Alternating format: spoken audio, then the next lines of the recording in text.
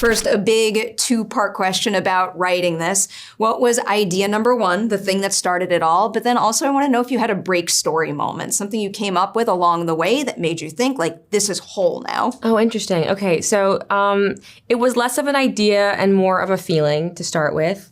I think, I don't know if you know the original title of the film, which was, I'm going to curse that. You go for it. Which is Pussy Island. But feeling like wanting to explore power and taking back power, specifically that word and that, what we've come to think or feel when we hear that word. Wanting to really explore how absurd it is that women are asked to forget and pretend and smile through pain and speak with our eyes because we can't say it out loud. And really wanting to highlight how insane that is and tiring and fucked up. Very much so. And then I think the thing that kind of cracked it open was the element of memory and kind of taking those emotions and like making it an actual metaphor. I was really inspired by the Garden of Eden, and kind of that was the idea for the island and the idea of the serpent and how we've made it such a negative thing that, women wanting knowledge, is the devil or something. So kind of taking all of those just thoughts that I've always had and putting them into some crazy story. Crazy story that's very, very effective.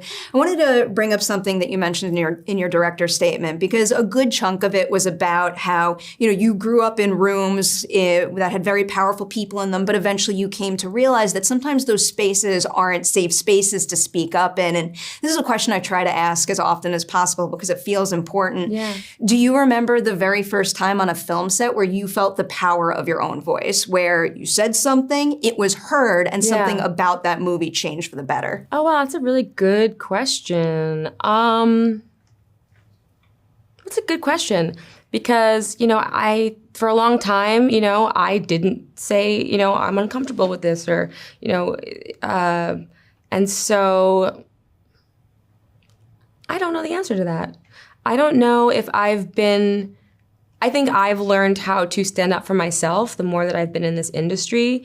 But I've also definitely, if I'm being honest, have been someone who's been quiet and tiptoed around uncomfortable things. And then I think maybe as I got older, I've learned how to almost stop things before they even happen. Because, we're women and we can tell what's going on before it goes down. Well, for what it's worth, everything I've heard about this particular set is you create a really positive environment on set that lets people thrive creatively. So keep spreading that vibe going forward, because I like hearing about that. So feature directorial debut, obviously a very experienced actor. I have a two-part question about that now. Can you tell me something a director did for you as an actor in the past that you appreciated and held tight to and brought to this set? Okay. But then also, what is something that you wish more directors had done for you that now you strive to bring to your actors? Oh, that's a great question. Okay, so, honestly, I learned a lot from many different directors. Let's see. I had just worked with Steven Soderbergh right beforehand, and, obviously he's the master that he is. But knowing when to, he edits in his mind, and so he is so efficient in his shooting. And I think that was something I really learned from in terms of, don't just shoot the normal, we're going to go wide and then we're going to close. We're going to actually think about what it is that you want to express, and then you can also make your shots more interesting. And then also working with Matt Reeves and George Miller too, people who are so detail oriented. I think oftentimes, and especially as women, we're made to feel like we're being difficult by thinking no, that's not right, that it needs to be just like this and not like this. But really seeing, some of those incredible directors fight for that and understanding that that's what makes them great. And something that I wish directors had told. It's funny. I realized how sheltered actors are from the reality of filmmaking and how intense it is. And I think that's I think that might be good so they can focus on what they need to do.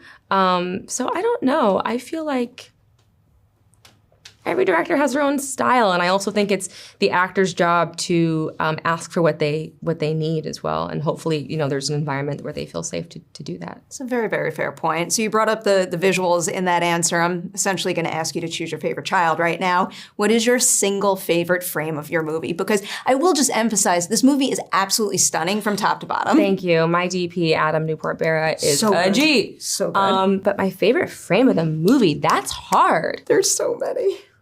That is really, really hard. I mean, maybe the shot from the back with the bows covered in blood with the knife and that just to me is like the whole story, in one shot. And I also really love the shot of Frida looking at Slater with the champagne glass and the raspberry in front of her face.